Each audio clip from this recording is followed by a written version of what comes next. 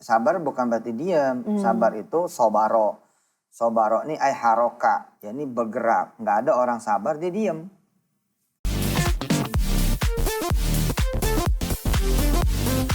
Pemirsa mungkin bisa ikutan nih ya ngaji bareng ya sama kita. Hari ini kita pengen ngaji surat Hud ayat 11. Mi, kalau menurut Kumi sabar itu apa sih? Sabar itu sabar. Sabar itu sabar. Sabar itu apa ya? Kalem. Oh, sabar tuh kalem. Terus? Tenang. Tenang. Terus? Terus ikhlas.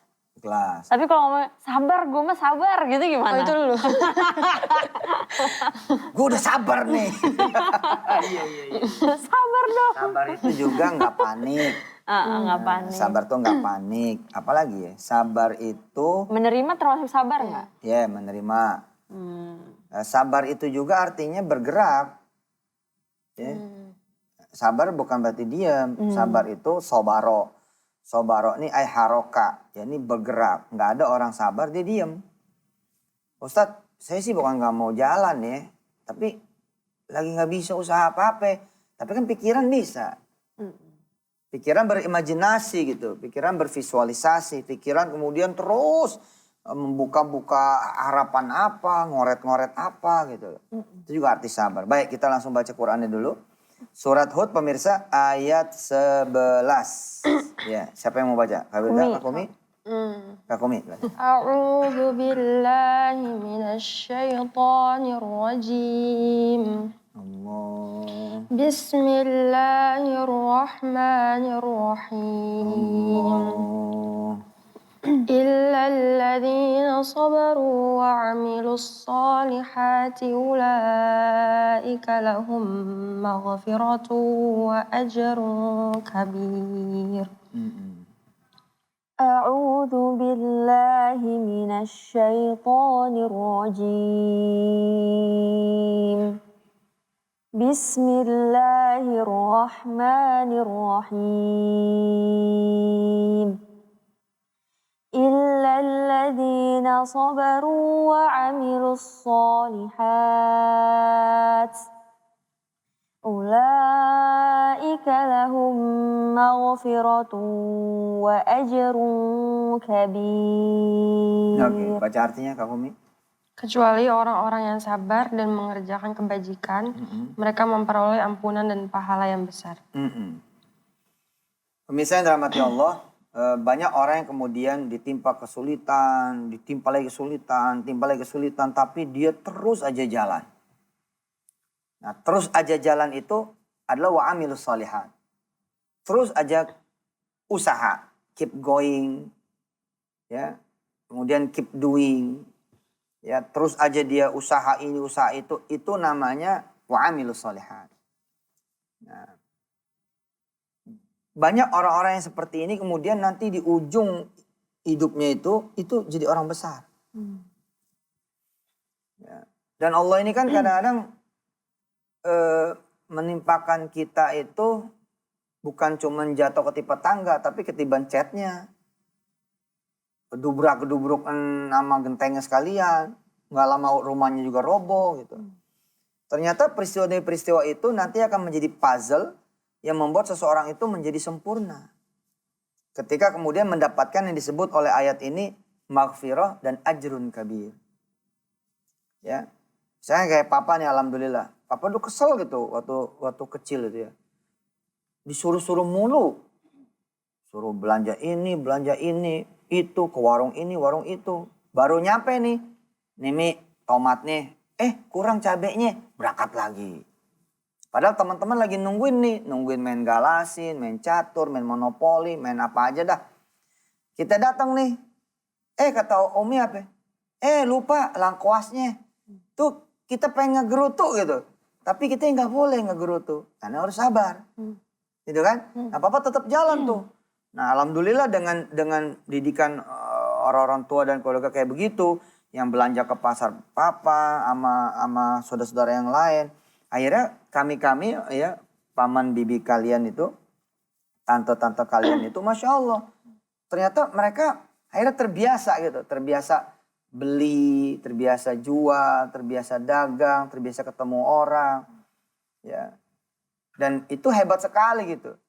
Ada orang-orang yang kemudian keluar masuk kontrakan ini, kontrakan itu, ngerjain ini, ngerjain itu, serabutan ini, serabutan itu. Besok malah jadi punya perusahaan yang bisa ngerjain apa aja.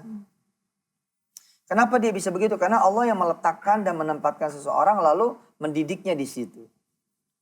Bener dah, kalau kita nggak menerima gitu ya, nggak menerima keadaan, padahal di situ kita lagi di coaching oleh Allah Subhanahu Wa Taala. Ya ada saudara kamu juga kan, teman kamu tuh, temannya Kumi ya, yang ayahnya di penjara, ya kan? Ketika ayahnya di penjara, teman SD kamu tuh hilanglah kemudian tiang keluarga. Tapi apakah Allah tidak bermaksud baik? Lihat ya, kita lihat nih peristiwa 5 tahun berikutnya. Ternyata Masya Allah istrinya menjelma menjadi seorang pengusaha. Tangguh banget. Jadi di Tangerangnya istrinya ini kerja serabutan dah. Nerima cucian, nggak kebayang nih. Dari orang yang kaya yang bisa nyekolahin 30 juta, 40 juta. Tiba-tiba harus nerima laundryan. Menjadi agen laundry lah. Terus kemudian jual keripik. Jual bantal, jual guling, jual spray, segala macam dia kerjakan yang tadinya nggak kepikir dia bakal begitu gitu. Dan hebatnya lagi, anaknya ikut tumbuh nih. Anaknya ikut tumbuh juga menjadi seorang pedagang, menjadi seorang pengusaha, menjadi seorang pebisnis belia yang ketika nanti dia SMA ternyata sudah membiayai sendiri. Dan bahkan sudah punya usaha konveksi.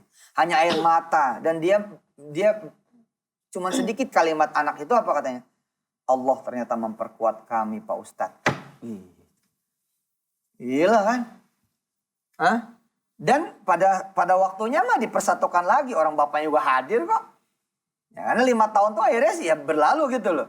Ternyata disimpan nama Allah sang suami, sang ayah supaya tidak jadi Tuhan juga bagi keluarga itu kan. Apa-apa ayahnya, apa-apa ayahnya, apa-apa ayahnya, apa-apa suaminya, apa-apa suami. Lalu mengajarkan bahwa apa-apa itu aku, kata Allah. Apa-apa itu aku. Aku boleh nanya ya? Boleh. Kalau misalkan kita dalam situasi itu yang marah gitu. Nah. Tapi kita tuh menahan perkataan kita gitu. Cuman dalam hati tuh masih misu-misu gitu. Apakah itu termasuk sabar atau enggak? Gini, pokoknya itu adalah emosi alami dari setiap insan. Dari setiap anak manusia. Yang penting kita cepat sebut nama Allah. Cepat kemudian mengatur nafas dan mengingat Allah. Nah nanti lama-lama kita akan mampu untuk mengatasi itu. Dan pesan tayangan kali ini adalah bagaimana kemudian bukan cuma tetap bersabar. Tanpa ada action. Tapi kan Allah meminta lihat. Illa ladina sobaru. Kecuali kamu bersabar. Terus apa? Nah, wa amilus solihat. Jadi sabarnya kamu harus lari. Sabarnya kamu harus jalan. Kamu jangan sabar, ya udahlah nggak ada makanan, kita tidur. Gak boleh begitu. Gak boleh begitu. Ya terus mesti gimana pos? Loh, kamu ambil sapu. Loh, apa hubungannya sama laparnya saya dan anak-anak saya? Udahlah, kamu ambil sapu. Allah nyuruh kamu kerja. Allah nyuruh kamu jalan. Apa kek? Udah kamu sapuin sono. Ya, depan rumah kamu sapuin, selokan sapuin, bersihin, sapuin. Nanti lihat apa yang terjadi. Yang terjadi adalah dia mendapatkan ampunan dari Allah dan kemudian dapat hadiah besar. Ya kan? Serius nih, ini bener nih. Begitu satu keluarga keluar, alih-alih pada ngeringkuk gitu. Gitu ya, aduh gak ada makanan, ngeringkuk kayak ayam negeri gak dikasih makan itu. Ya. Ini malah keluar, ternyata apa? Tetangga pada ngasih pisang. Ada yang ngasih ketan. Ya kan? Hah? Ada yang bikinin kopi. Ada yang bikinin teh. Bercengkrama. Dan kemudian sekian tahun kemudian jadi punya perusahaan cleaning service.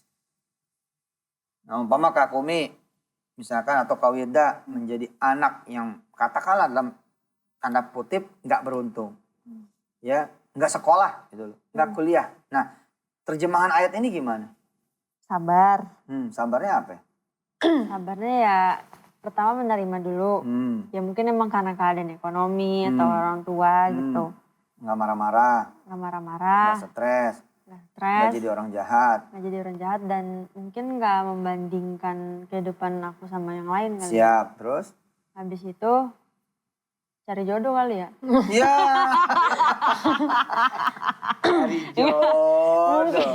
Mungkin ngajak kayak tadi ya ilustrasinya ngajar ngaji barangkali atau ngajar apa kayak bisa diajar gitu. Pokoknya intinya wamilus. Wamilus. Solihah. Kalau Kak Komi?